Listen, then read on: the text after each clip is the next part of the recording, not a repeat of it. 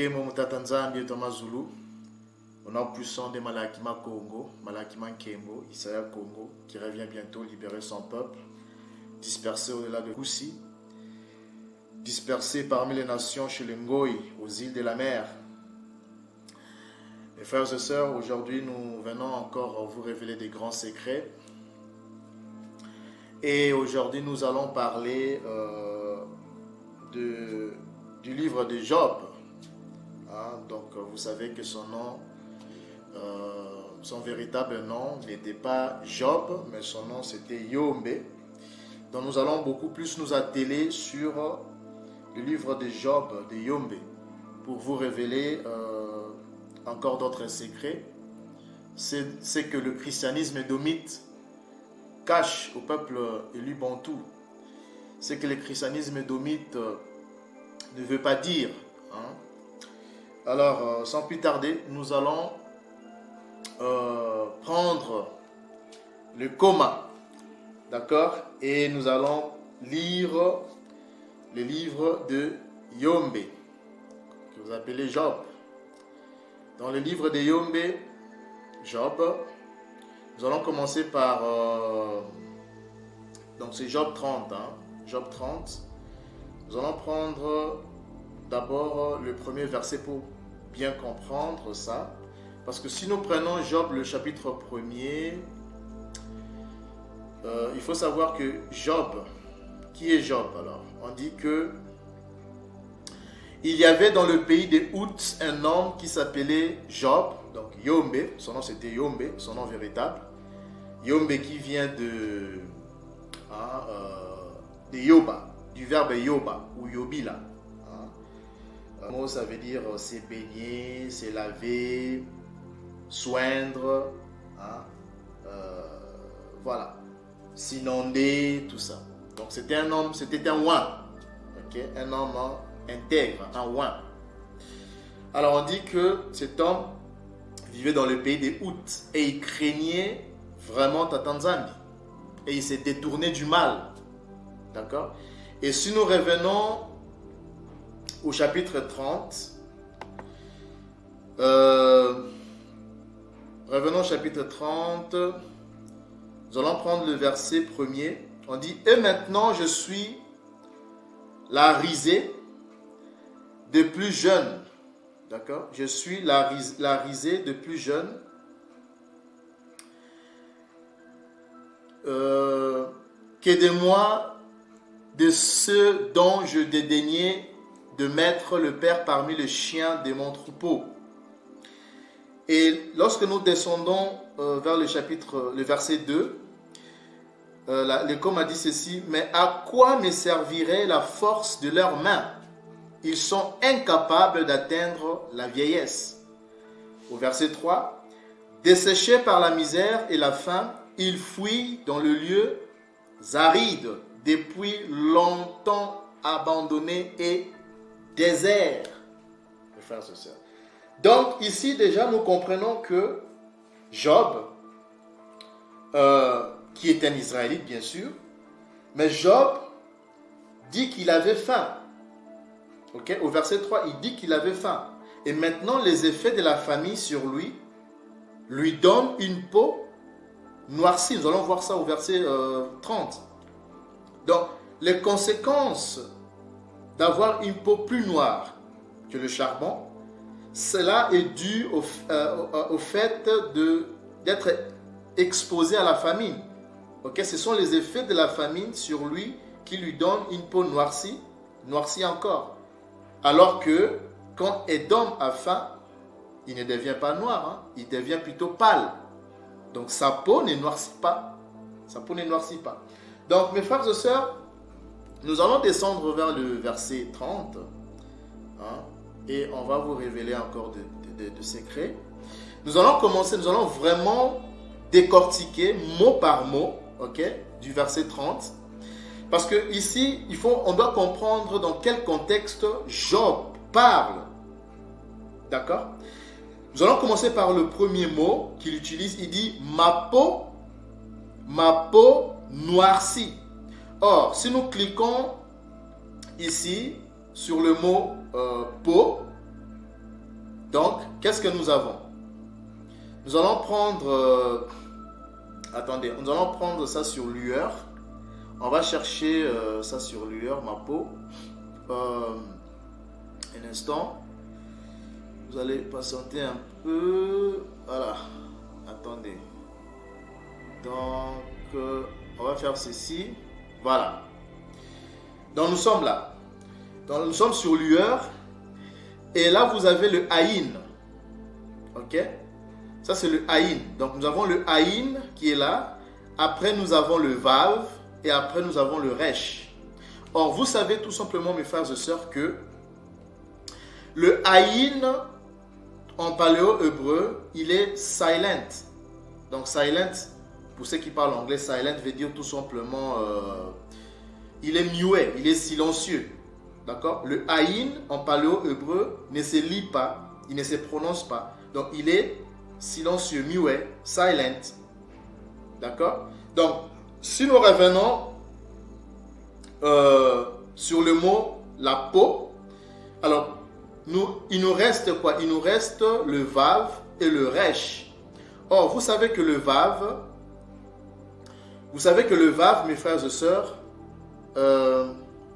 il a le son, le vav a le son du... Alors, je disais donc, le vav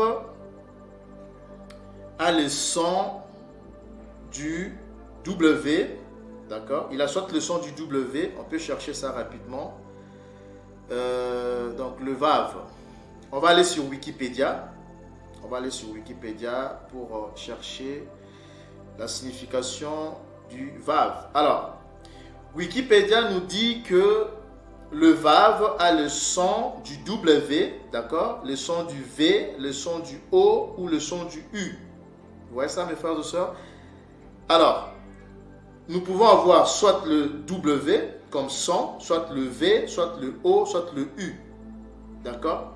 Alors, si nous revenons ici, donc il nous reste donc le vav. Donc, on peut avoir soit W, parce que vous devez savoir que le resh, il a soit le son du L.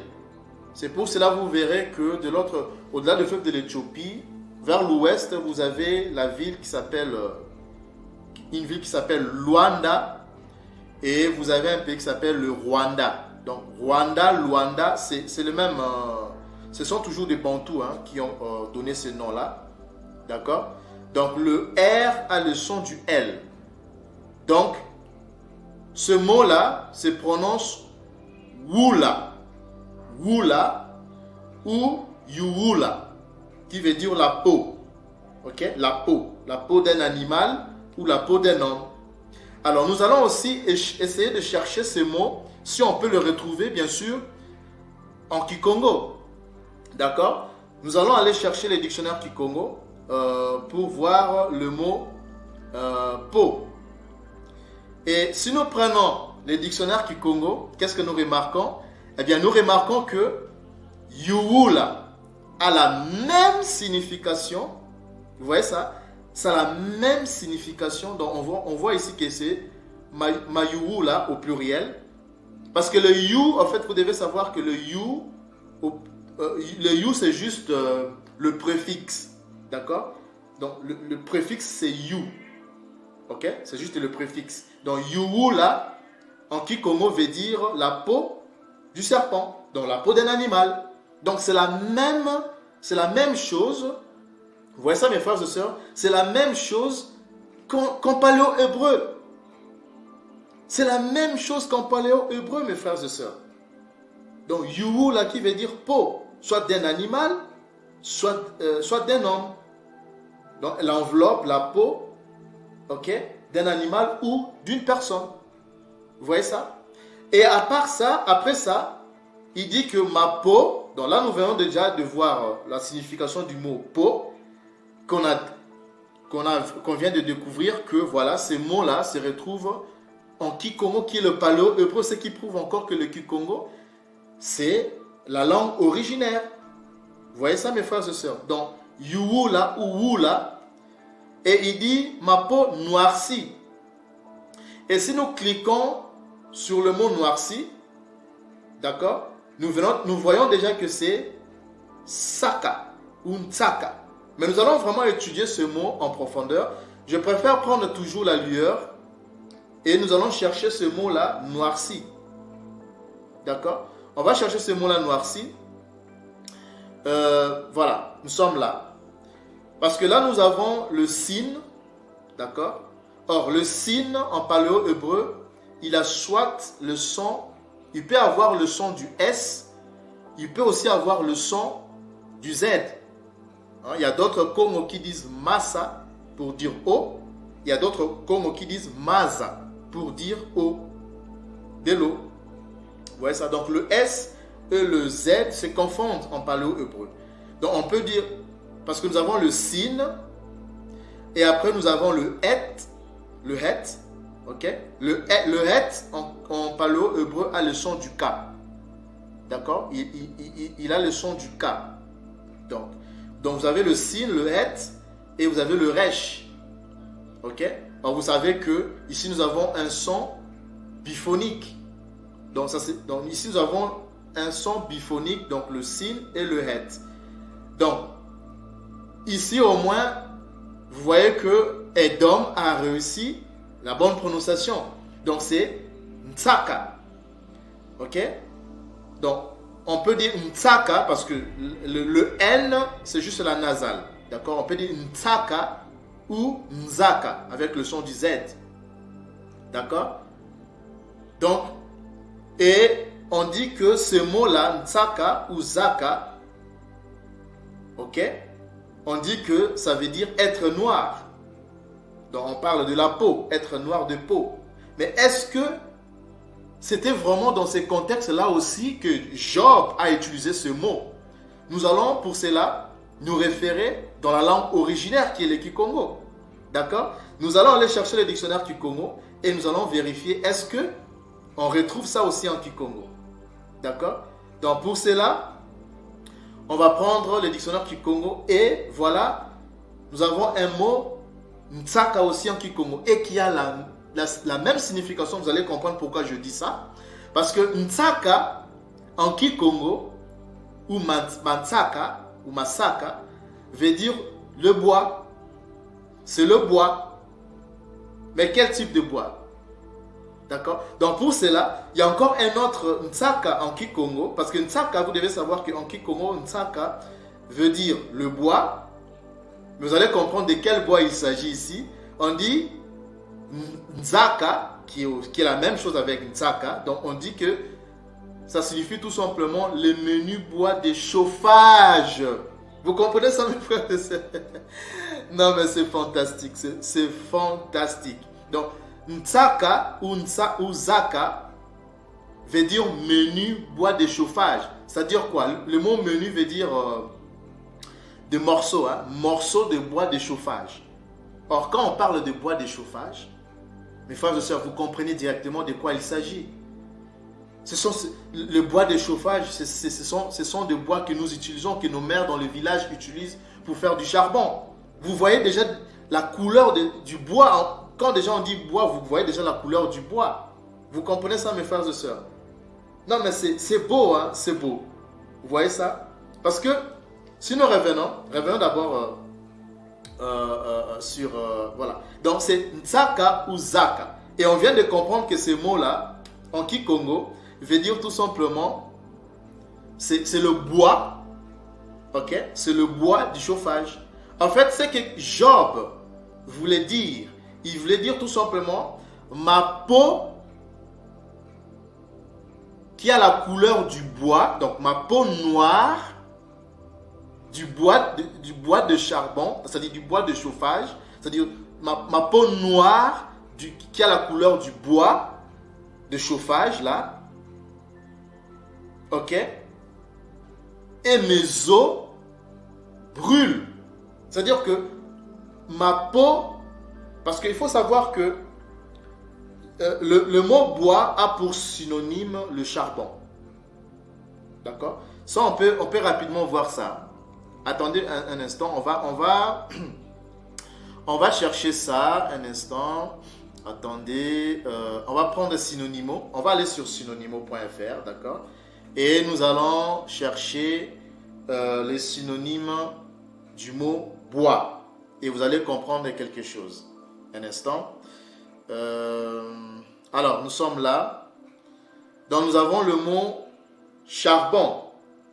Et nous voyons que le mot charbon a pour synonyme la braise, a pour synonyme noir. Vous voyez ça? Donc, charbon a pour synonyme noir, a pour synonyme la braise.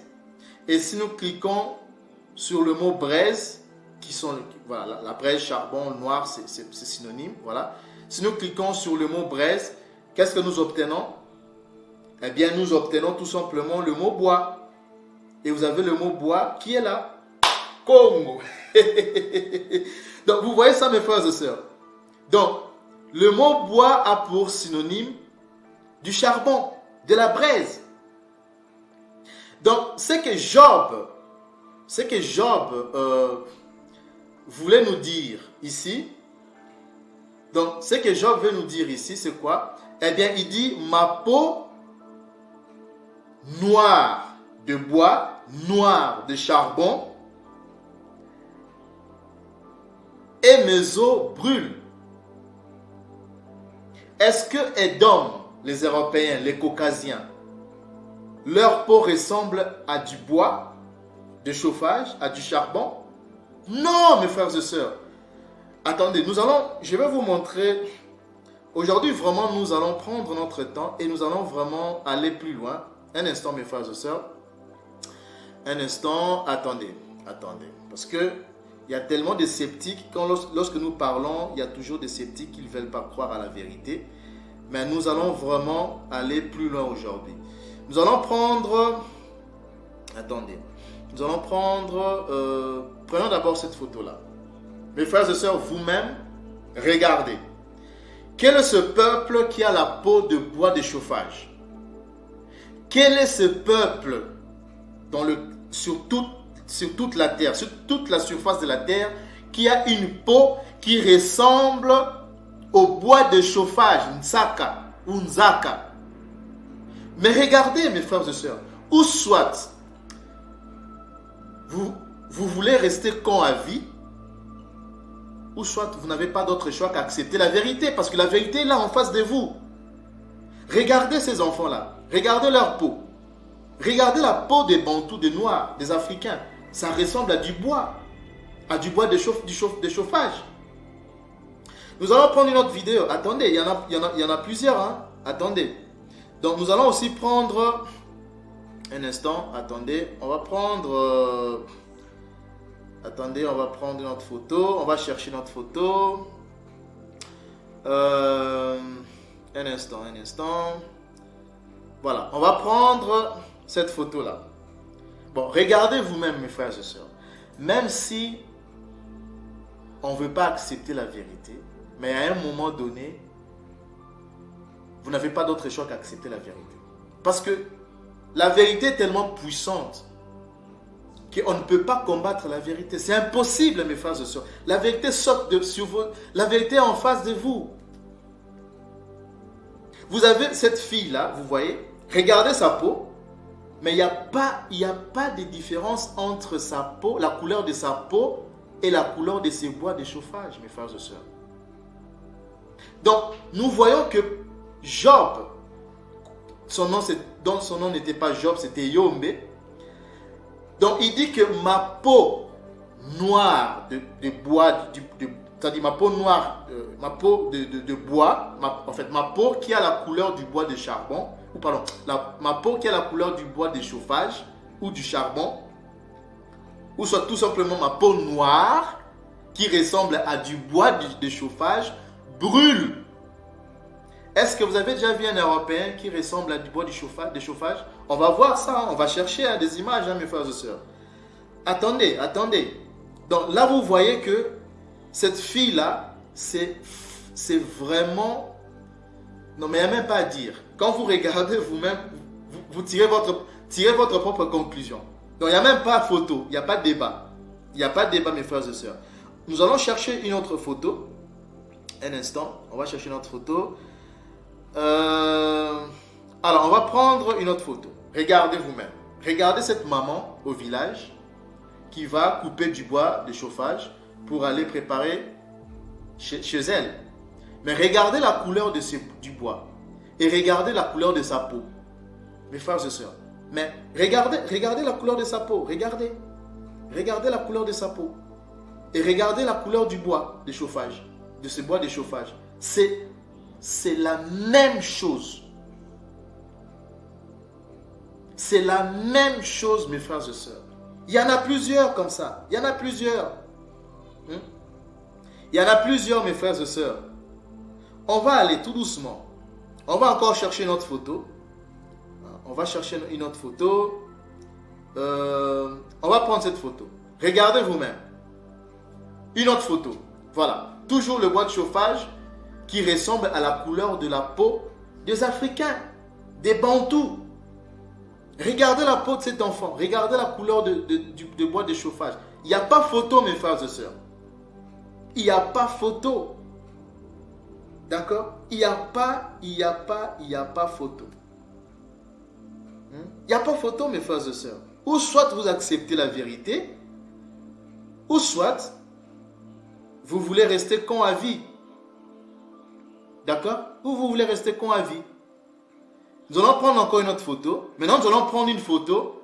Nous allons essayer de comparer. Regardez vous-même. Attendez. Non, mais attendez, mes frères et sœurs. Regardez vous-même. Voilà, nous avons une caucasienne, donc une européenne, une édomite. Regardez maintenant le bois qu'elle tient avec elle sur ses mains. Est-ce que ce bois qu'elle tient sur ses mains, qu'elle a sur ses mains, correspond à la couleur de sa peau? Non, mais attendez. Ou soit, vous êtes animé de mauvaise foi, vous ne voulez pas accepter la vérité. Ça, c'est, ou soit, vous êtes animé tout simplement de mauvaise foi. C'est de la mauvaise foi ne pas accepter que les Israélites, les Hébreux de la Bible, sont tous des Noirs. Sont tous des Noirs, mes frères et sœurs. Non, mais regardez vous-même. Mais regardez. Est-ce que cette femme-là, édomite, ressemble à du bois qu'elle tient avec elle dans ses mains? Elle ne ressemble pas à du bois de chauffage, mes frères et sœurs. Donc, nous comprenons ici que Job dit que ma peau, yuula ntsaka, ça veut dire ma peau noire de bois de chauffage, qui ressemble à du bois de chauffage, noir, charbon, et mes os. Et si nous cliquons le mot os, d'accord, nous allons prendre toujours la lueur, nous allons chercher le mot os. Ok? On va chercher le mot os. Attendez, mes frères et sœurs. Attendez. Un instant. On va prendre le mot os. Qu'est-ce que ça va nous donner ici? Attendez un instant. Voilà. On va prendre ça comme ça. Voilà. Donc là, vous avez la référence, c'est le 6106. D'accord, mes frères et sœurs. Et qu'est-ce que nous avons ici? Nous avons le haïn. Donc on retrouve encore le haïn. Or, nous avons dit que le haïn, ok, le haïn, il est silencieux. D'accord? Nous avons dit que le haïn est silencieux en paléo-hébreu. Donc on lit pas le haïn qui est muette, hein, au début d'une phrase. Il est muette en début de phrase. D'accord? Ça, on l'a vu avec vous concernant l'alphabet paléo-hébraïque. Vous voyez? Le haïn est toujours silencieux en début de phrase. En début de phrase, d'accord? Alors, si nous revenons sur le mot os, nous voyons que nous avons le haïn qui est muet ou silencieux. Donc, on va pas la lire. Après, nous avons le tzadik. Donc, il a le son du t. Hein, du t. Donc, le son du t. Donc, on peut dire t ou t. Hein? Donc, on peut dire t ou t. Donc, il a le son du t. On peut dire soit t ou s aussi. Hein? On peut dire nt ou t. D'accord? C'est ça le son du tzadik. Et après, à la fin, nous avons le même. Ok? Donc ici aussi, nous voyons que nous avons un son biphonique. D'accord? Donc ce mot-là ne se lit pas thème, comme Edom là. Parce que vous devez savoir une chose, mes frères et sœurs. Le paléo-hébreu est une langue consonantique. Ce n'est pas une langue qui... c'est-à-dire que ce sont les Masorètes, les Massos là, les Masorètes édomites qui ont introduit ce qu'on appelle... Vous voyez ces petits symboles, ces petits signes là que vous voyez au-dessous de chaque lettre. C'est ce qu'on appelle, comment on dit, des dagesh. Ce sont les édomites, Masorètes édomites qui ont introduit ces dagesh. Donc ça dit, ce sont eux qui ont introduit la vocalisation. Mais le paléo-hébreu n'est pas une langue, c'est une langue consonantique. Donc, ce qui veut dire tout simplement que pour avoir la bonne prononciation du paléo-hébreu, c'est-à-dire de mots hébraïques en paléo-hébreu, il faut se référer à la langue originaire qui est le Kikongo, qui prouve encore que c'est le Kikongo qui est la langue originaire, qui est le paléo-hébreu. Parce que ce mot-là ne se lit pas thème, mais ça se lit ntami. On peut dire ntami parce qu'il faut savoir que le N là, c'est juste la nasale. Donc on peut dire sami, ça s'écrit sami, mais on le prononce ntami. Donc le N, c'est un peu comme on dit nzambi. Ok? Donc le N, c'est juste la nasale pour renforcer le mot. Ok? Donc on peut lire ntami ou tami. D'accord? Et on dit quoi? On dit que ce mot-là signifie os, ossement. Vous avez le corps, vous avez la substance, d'accord? Vous avez l'essence, tout ça. Alors, nous allons aussi aller chercher ce mot en Kikongo. Et vous allez voir, mes frères et sœurs, quelque chose. Qu'est-ce que nous avons ici? Nous remarquons qu'en Kikongo, Ntami, qui vient de Nta et Ami, donc c'est la contraction, hein, la mise voilà. La contraction de ces deux mots, c'est ça qui a donné le mot Ntami. Et Ntami, on dit quoi? Ça veut dire comme je suis, ou bien mon être. Ok? Ntami veut dire, c'est mon apparence, c'est-à-dire comme je suis, c'est-à-dire mon être. Vous comprenez ça, mes frères et sœurs? Et si nous prenons, vous allez voir que c'est la même chose. Hein. Vous allez comprendre pourquoi je dis c'est la même chose. Si nous prenons les synonymes, nous allons prendre les synonymes du mot être. Donc vous avez ici être. Alors être, souvenez-vous, hein, souvenez-vous bien, nous avions dit que Ntami veut dire quoi? Il veut dire essence, veut dire substance, veut dire corps. D'accord? Or, ici, dans le dictionnaire Kikongo, on dit que c'est mon être, donc c'est l'être. Donc, être a pour synonyme quoi? Regardez vous-même. N'est-ce pas qu'on retrouve le mot essence? Congo. N'est-ce pas qu'on retrouve le mot essence, mes frères et sœurs? Donc, c'est l'essence. Et là, qu'est-ce que vous avez? Mais regardez vous-même, mes frères et sœurs. Vous avez la substance. N'est-ce pas? Ce sont ces deux mots-là qu'on a retrouvés dans la définition en hébreu. Attendez, on va revoir ça. Hein. On va revoir ça, mes frères et sœurs, un instant. Attendez.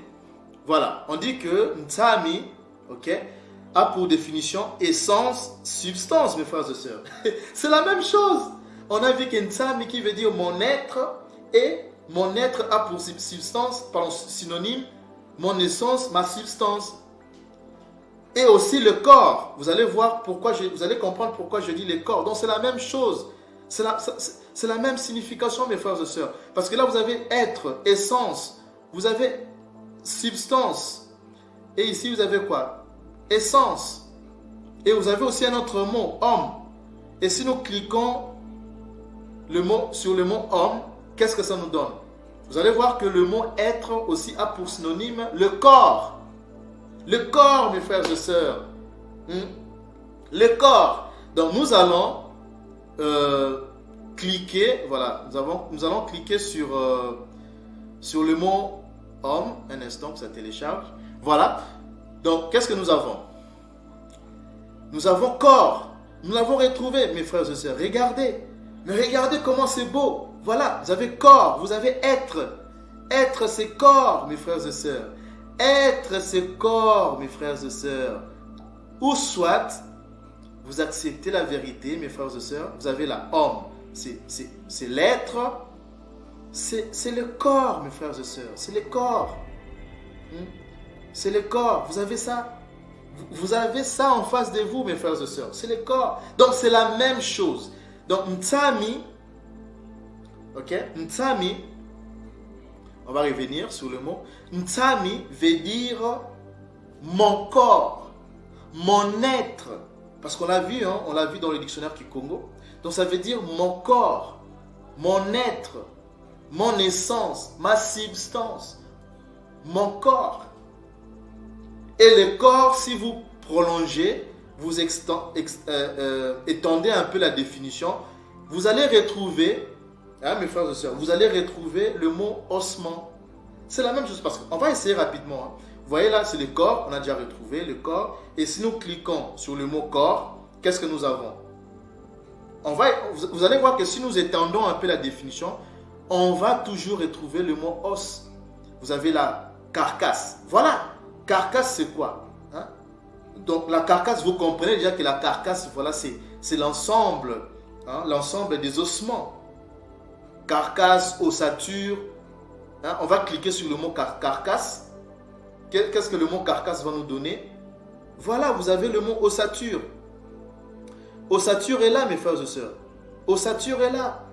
Vous savez bien que l'ossature, c'est l'ensemble des os, des ossements. Hein? Et si nous cliquons sur le mot ossature, qu'est-ce que nous avons? N'est-ce pas que nous avons ossement, mes frères et sœurs? N'est-ce pas que nous avons le mot ossement? Non mais attendez, non mais c'est beau les comas. Hein, mes frères et sœurs? N'est-ce pas que nous avons le mot ossement? Donc vous voyez que le mot mon être, c'est mon corps, c'est mes ossements, donc mes os, mon essence, ma substance. Donc c'est-à-dire que c'est mon être. D'accord? Donc ces mots-là, si nous revenons, on va revenir sur, voilà. Ces mots-là que vous voyez, Ntsami, en fait, veut dire tout simplement mon corps, mon être, mes ossements, mes os. En fait, c'est mon corps. On peut le comprendre aussi comme ça. Donc, mon corps. D'accord? Mon être, mon corps. Si nous revenons maintenant sur le livre de Job, donc pour maintenant essayer de traduire, on va maintenant donner la bonne traduction. Donc, ce que Job disait, il dit Yuwulantsaka, donc Wulantsaka, et Ntsami, donc et mes os, c'est-à-dire mon corps, mes ossements, donc mon corps, ma peau noire de bois de chauffage et mon corps brûle. Brûle, mes frères et sœurs. Et le verbe brûler ici, hein? Donc on va aller toujours sur, on va prendre la lueur. On va prendre le mot brûler. Attendez un instant, mes frères et sœurs. On va prendre le mot brûler. Alors, brûler, voilà. On va prendre le mot brûler sur lueur.com. Alors, qu'est-ce que nous avons? Nous avons le het. Or, nous avons dit que le het a le son du K. Et après, vous avez le resh. Or, le resh, j'ai dit qu'il a le son du L. D'accord? Donc, nous avons toujours un mot biphonique. Donc, ces mots-là ne se lient pas kara, parce que vous voyez ici, ils étaient presque proches à la bonne prononciation, mais ils ont failli, parce que ce mot-là ne se lit pas kara, parce que le L a le son du L. Donc, ça se lit kala. Kala. D'accord? Et on dit que, excusez-moi mes frères et sœurs, on dit que kala veut dire brûler, veut dire dessécher. D'accord? Donc être sec, retenez bien ce verbe-là, parce qu'on va le chercher dans le dictionnaire Kikongo. D'accord? On dit être sec, brûler, avoir chaud.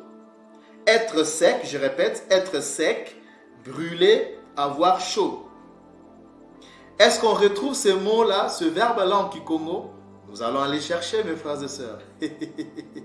Et qu'est-ce que nous allons... Alors, on va chercher le mot... un instant. On va aller chercher le mot Kala en Kikongo. Qu'est-ce que nous avons remarqué? Congo. Donc, vous voyez que Kala veut dire être sec. Non, mais mes frères et sœurs, franchement, je sais pas. Pour ceux-là qui continueront toujours à douter que le peuple élu du tout-puissant créateur de l'univers se trouve dispersé au-delà des fleuves de Couche et dispersé dans les îles de la mer, c'est-à-dire aux quatre coins aussi de la terre. Les Bantous, pour être plus bref, si vous ne croyez pas que ce sont les Bantous qui sont le peuple élu, les Hébreux israélites de la Bible, je ne sais pas, mes frères et sœurs, comment, ou soit, vous avez un problème sérieux. Hein? Voilà, parce que ce n'est pas normal. Je ne vois pas comment on peut douter vraiment de l'exactitude, hein, de la vérité qui est en face de vous. Comment on peut réfuter cette vérité-là? Il n'y a pas de débat, mes frères et sœurs, il n'y a pas de débat. Donc, Kala, on vient de voir que Kala, être sec, on le retrouve en Kikongo. Être sec, on le retrouve en Kikongo, mes frères et sœurs. On le retrouve en Kikongo. Être sec, voilà. C'est beau. Et vous allez voir que être sec, c'est brûler. Nous allons prendre les dictionnaires. Allons-y sur synonymo.fr. Vous allez voir que être sec, c'est aussi brûler. Et vous avez là sec.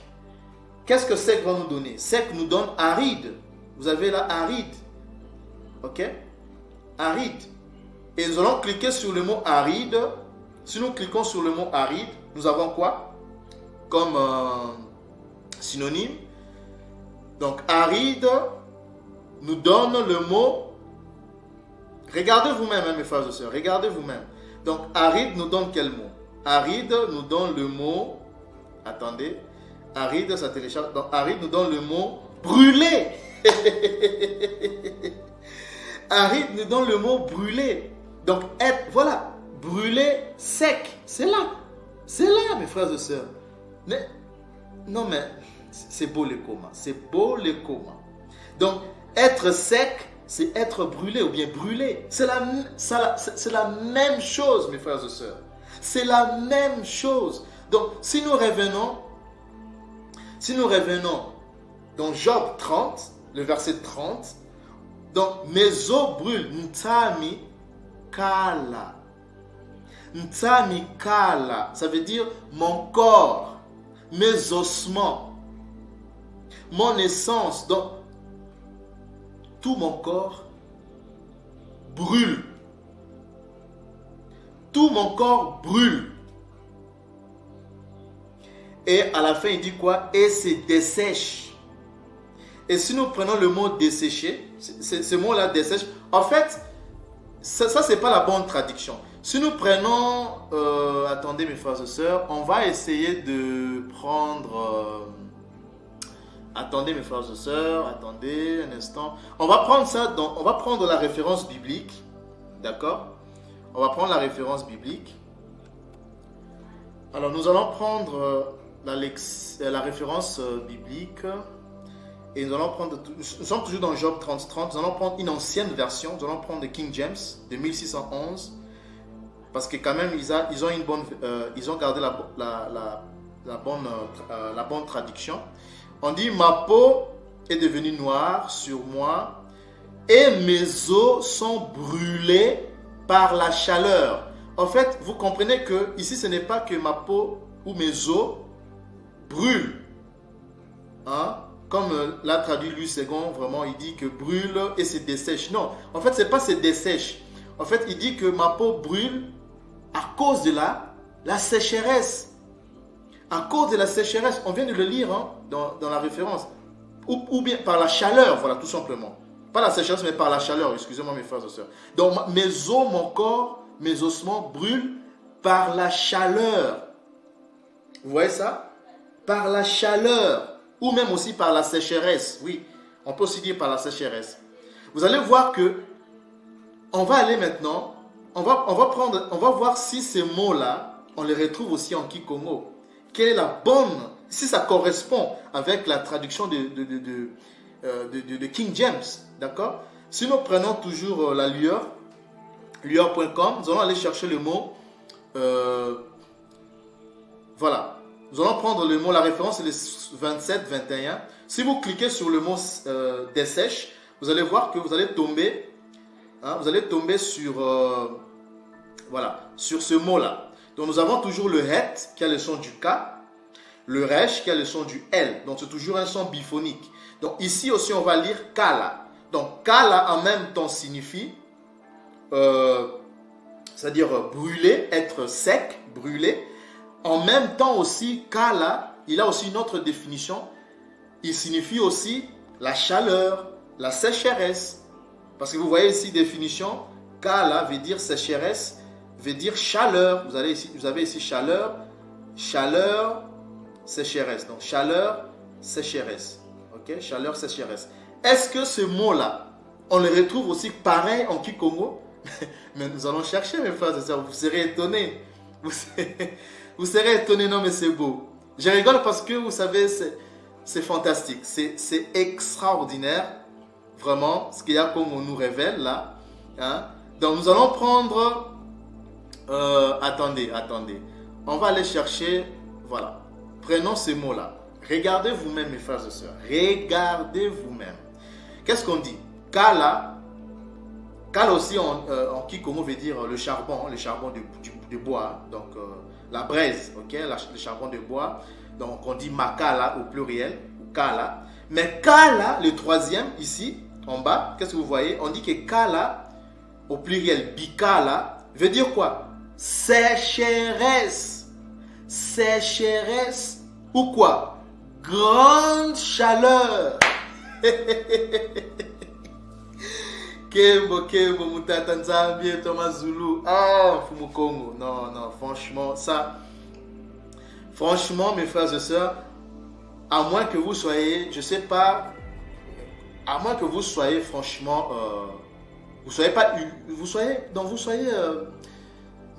que vous ayez un cœur mauvais, quoi, si mauvais pour ne pas accepter cette vérité que voilà, Job était purement un bantou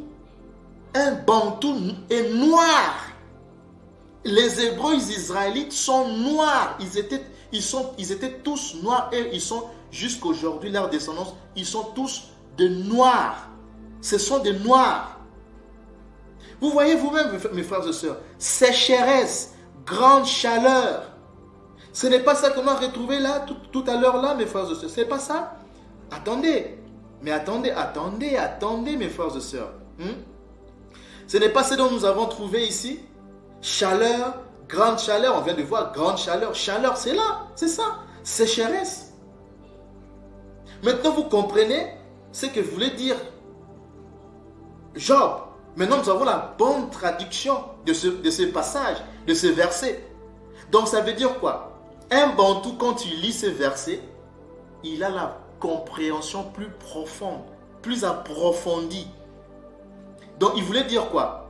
Yu Wulansaka, ou Wulansaka, Ntsami Kala, à cause de la sécheresse. À cause, c'est-à-dire que ma peau noire, ok, ma peau qui est noire, ma peau noire qui ressemble au bois de chauffage, au charbon, ma peau noire de charbon, ma peau noire de bois de chauffage, et mes os brûlent à cause de la grande chaleur et à cause de la grande sécheresse ou de la sécheresse. Maintenant, vous comprenez ça, mes frères et sœurs, ce qu'avait dit Job. Donc, ma peau qui est exposée à la grande chaleur devient encore plus noire. Ma peau qui ressemble au bois de chauffage, au charbon,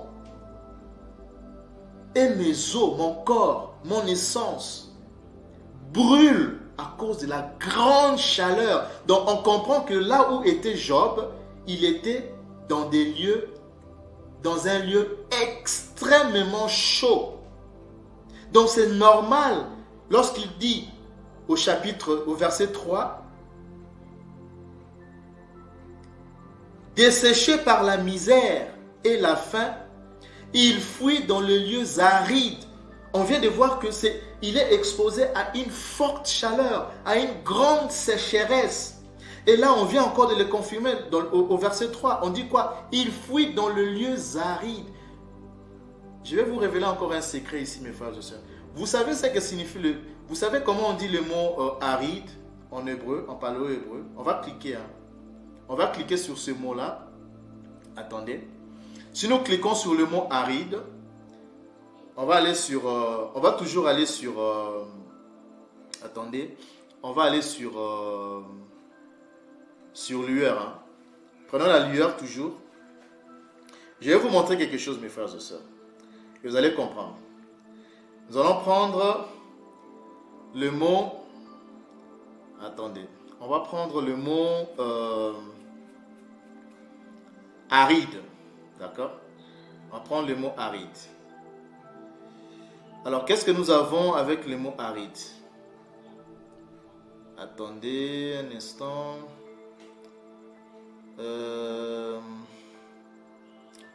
Attendez. Donc, aride.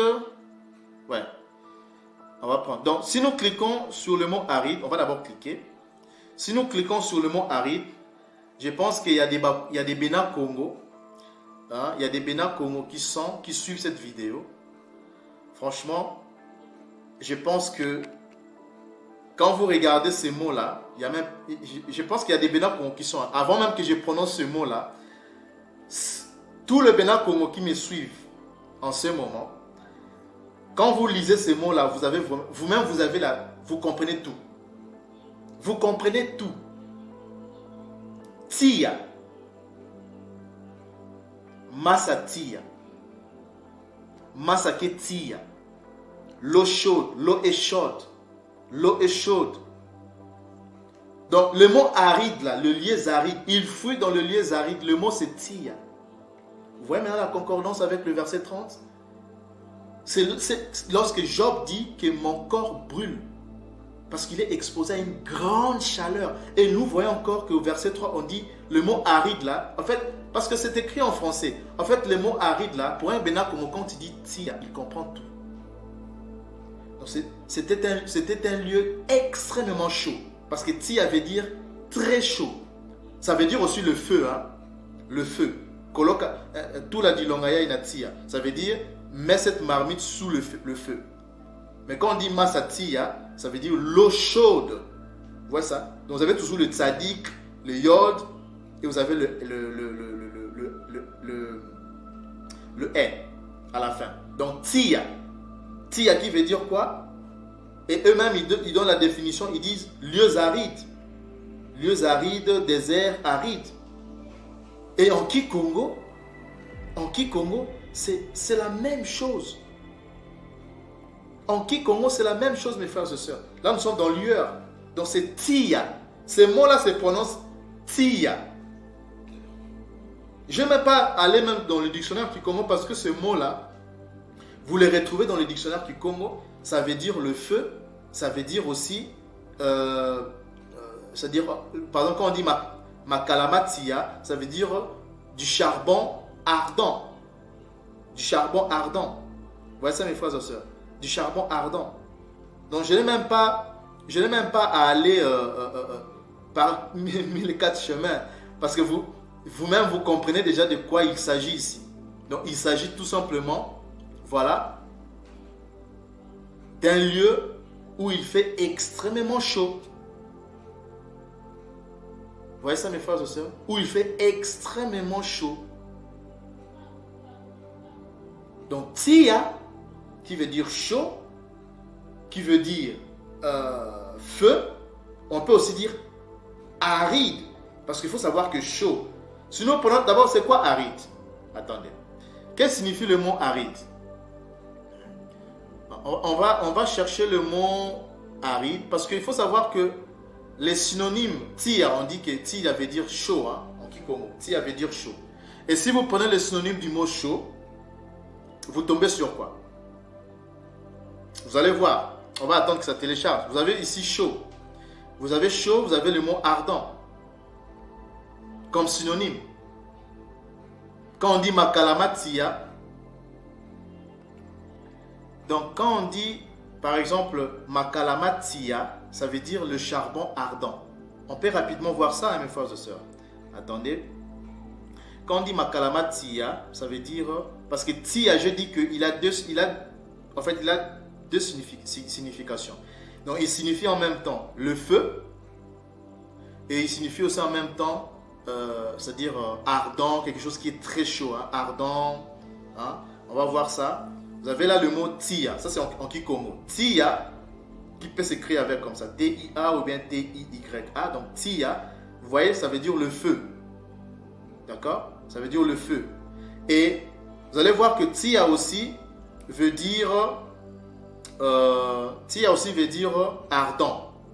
Hein? Ça veut dire aussi ardent ou chaud. Tout simplement. Parce que ardent signifie aussi, veut dire tout simplement charbon de bois très chaud. Ok? Donc vous allez voir ça. Donc voilà, makala, donc qui veut dire le charbon de bois ou la braise. On dit makalamatia, ça veut dire du charbon ardent. Makalamatia, ça veut dire du charbon ardent. Donc tia veut dire en même temps feu, en même temps aussi, ça veut dire ardent. C'est pour cela quand vous prenez le synonyme du mot chaud, vous voyez ardent. Donc c'est la même chose. Et vous verrez que ça veut dire aussi aride comme synonyme. Hein, ça veut dire aussi aride. Vous allez comprendre pourquoi je dis ça.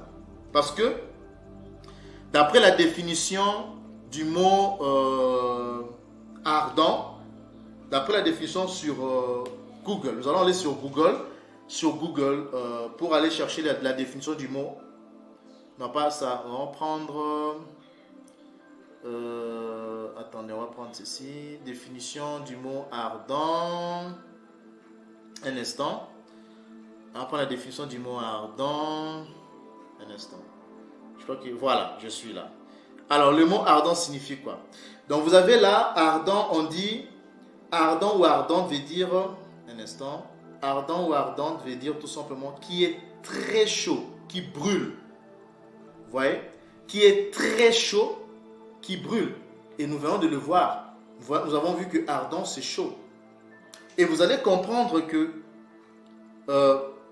d'après les synonymes, chaud, si on essaie un peu d'étendre la définition, vous allez voir que chaud, qui veut dire dur, hein, qui veut dire dur, si nous cliquons sur le mot dur, vous allez voir que ça va nous donner comme synonyme, on va voir qu'est-ce que ça va nous donner comme synonyme. Le mot dur va nous donner comme synonyme, vous avez desséché, vous voyez, desséché. Et on a aussi même le mot sec. Si nous descendons vers le bas, vous avez le mot sec. D'accord? Vous avez le mot sec. Et si nous cliquons sur le mot sec, qu'est-ce que nous avons? Si nous cliquons sur le mot sec, regardez vous-même, mes frères et sœurs, qu'est-ce que nous avons? N'est-ce pas que nous avons le mot aride? Attendez. Si nous cliquons sur le mot sec, n'est-ce pas qu'on trouve le mot aride? Vous voyez ça comment c'est beau? Donc, tia, qui veut dire très chaud, veut dire aussi aride. Ce sont des lieux très chauds. Ok? Donc, si nous revenons sur, je dirais, sur Job, le chapitre 30 et le verset 30, nous avons compris, parce que dans le verset 3, on vient de comprendre que là où se trouvait Job, il se trouvait dans des lieux tia. Ortia veut dire chaud, très chaud. Aride, qu'on vient de voir, que c'est la même chose en Kikongo. Vous voyez ça? Et si nous descendons vers le verset 30, on comprend que Job dit que ma peau noire de charbon, noire de bois de chauffage, qui ressemble à du bois de chauffage, qui ressemble à du charbon, et mes os, mon corps, mes ossements brûlent à cause de la sécheresse, à cause de la grande chaleur. Et vous savez vous-même, mes frères et sœurs, ça je ne vais pas vous l'apprendre. Hein? Parce que vous devez savoir qu'au verset 3, Job dit au verset 3, il dit que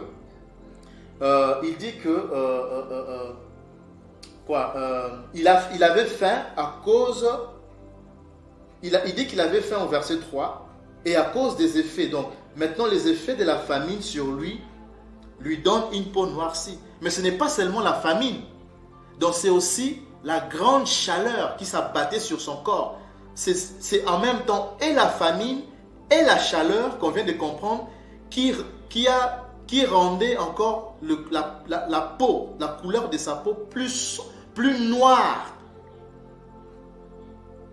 Qui rendait sa peau plus noire que le charbon, plus noire que le bois de chauffage, mes frères et sœurs. C'est ça la bonne traduction. Je vais vous montrer une photo. Vous-même, vous allez voir. Parce que Edom, vous devez savoir une chose, mes frères et sœurs. Edom, quand il a faim, il ne devient pas noir. Sa peau ne noircit pas. Sa peau ne devient pas noire, mais plutôt, il devient pâle. C'est ça la vérité, mes frères et sœurs. La vérité est en face de vous. Edom, Edom, ce sont les Européens. Edom, ce sont les Caucasiens. Hein? Les Européens. Edom, quand il a faim, il devient pâle. Il ne devient pas noir. Regardez vous-même la photo. Est-ce que ces Caucasiens, cet Édomite-là, parce que ça c'est la famine, hein, est-ce que sa peau devient noire? Non, mais attendez, mes frères et sœurs. Sa peau ne devient pas noire, mais il devient plutôt pâle. Il devient pâle. Mais regardez maintenant, je vais vous montrer une autre photo d'un Bantou ou d'un Africain qui est affamé, et vous allez voir la couleur, comment devient la couleur de sa peau. Vous allez voir comment devient la couleur de sa peau. Regardez vous-même, mes frères et sœurs. Regardez vous-même. Alors, entre ces deux personnes, qui d'entre les deux, entre cet Édomite dont je viens de vous montrer la photo et cette photo que vous avez en face de vous, qui d'entre les deux correspond à Job? Qui d'entre les deux correspond à Job? Mes frères et sœurs, vous-même jugez. Qui d'entre les deux correspond à Job? Correspond aux Israélites, aux Hébreux israélites de la Bible? Vous avez vous-même la réponse. Donc les Hébreux israélites de la Bible, mes frères et sœurs, sont des Noirs. Les Bantous sont le vrai peuple élu, sont le peuple élu du Dieu Tout-Puissant Créateur. Voilà à quoi ressemblait Job. Yombe. Il ressemblait comme ça. Sa peau noire de bois de chauffage ou de charbon, à cause de la sécheresse, de la grande sécheresse, de la grande chaleur qui brûlait son corps. Voilà comment son corps est devenu plus noir que du charbon. Plus noir que du charbon. Est-ce qu'Édom, vous venez de voir vous-même la photo, correspond à cette caractéristique qu'on vient de lire dans Job 30:30? Est-ce qu'Édom correspond? Non. Non. Regardez vous-même. Il devient pâle. Il ne devient pas noir. Est-ce que la peau d'Édom correspond? Parce que nous venons de voir que le mot noir, c'est Ntsaka, ça veut dire le bois de chauffage, qui a la couleur noire. Est-ce que la peau d'Édom correspond, mes frères et sœurs? Est-ce que la peau d'Édom correspond au bois de chauffage? Est-ce que la peau d'Édom correspond au bois de chauffage, mes frères et sœurs? Mais regardez vous-même. Regardez vous-même. La vérité en face de vous. Donc voilà la révélation d'aujourd'hui, mes frères et sœurs. Donc, pour conclure, vous devez savoir que les Hébreux israélites, tous les Hébreux israélites de la Bible sont de noirs. Des noirs bantous. D'accord? Ce sont de noirs bantous. Donc Job était un noir bantou. Donc voilà la révélation d'aujourd'hui, mes frères et sœurs. Alors mes frères et sœurs, et même si, avant de terminer, si vous prenez Job 29, le chapitre 30, le verset 29, Job le confirme encore, il dit « Je suis devenu le frère des chacals ». Vous savez que le chacal, ce sont des animaux qui se nourrissent de la chair. Donc il dit « Je suis devenu le frère des chacals, les compagnons des autruches ». Mes frères et sœurs, je suis devenu le compagnon des chacals à cause de la famine et de la sécheresse. Vous voyez ça? Il est devenu qui? Il est devenu le compagnon. Donc, si vous prenez même cette photo, ben ça explique mieux le verset 29. Vous avez là un charognard. Vous savez que les charognards se nourrissent de quoi? Vous avez les charognards, le chacal, se nourrissent de la peau, de la chair humaine ou de la chair des animaux. Et vous voyez là, à cause de la famine, regardez comment la peau de cet enfant s'est transformée et est devenue encore plus noire. Plus noire. Voilà. Donc, Job était un noir bantou. Il était un noir bantou. Voilà la révélation d'aujourd'hui, mes frères et sœurs. Et j'espère que nous allons nous retrouver très prochainement pour des grandes autres révélations. Sinon, portez-vous tous très bien. Kea Komoren. Répentez-vous pour ceux-là qui ne se sont pas encore repentis, qui sont toujours dans les églises du dimanche, où l'on vous prêche un messie, un sauveur pédé, un sauveur, je dirais, homosexuel. Sortez des églises, sortez du milieu d'elles, mes frères et sœurs. Souvenez-vous de ce que Isaïe avait dit, que toute plante que mon père n'a pas, plantée sera déracinée. C'est pas moi qui l'ai dit. Il faut vous repentir, mes frères et sœurs. On vient de vous montrer, on vient de vous révéler. On vient de vous révéler que ce peuple-là, ces Hébreux israélites-là, ce sont tout simplement les Bantous qui vivent au-delà du fleuve de l'Éthiopie, dispersés au-delà du fleuve de l'Éthiopie et dans les îles de la mer, aux quatre coins de la terre. Et Isaïe a été clair lorsqu'il a même parlé de la parabole du bon grain et de l'ivraie, que l'ivraie à la fin sera déraciné et sera jeté dans le feu.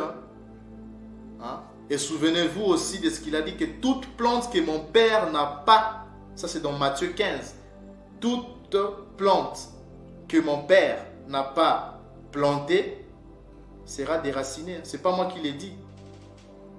Matthieu 15, 13. Toute plante que n'a pas planté mon Père céleste sera déracinée. Et cela correspond à ce dont nous venons de lire sur le bon grain, la parabole sur le bon grain et l'ivraie. Et c'est ce qui va se passer pour ceux rebelles, ces obas qui ne voudront pas se repentir. Il faut se repentir, mes frères et sœurs. Se repentir veut dire haïr le mal, c'est-à-dire revenir à l'observation, à la mise en pratique de la loi, parce que la loi n'a pas été abolie. Revenez à la loi de l'archange Congo, à la loi de Tatanzambi qui a été donnée à l'archange Congo, et l'archange Congo qui a donné à Massa, et Massa qui nous l'a légué. Donc nous devons, d'après Malachie 4.4, revenir ok, à l'observation, à la mise en pratique de la loi, car cela n'a pas été aboli. Donc voilà la révélation d'aujourd'hui, mes frères et sœurs. Nous avions parlé aujourd'hui sur le livre de Yombe, de Job, et nous vous avons révélé beaucoup de secrets. Nous allons encore vous révéler d'autres, parce qu'on ne peut pas tout vous révéler aujourd'hui, sinon ça serait de trop. Sinon, portez-vous tous bien, saint peuple de Tatanzambi, qui a Congo règne, et son peuple Lubantou, et Salama, Matondo.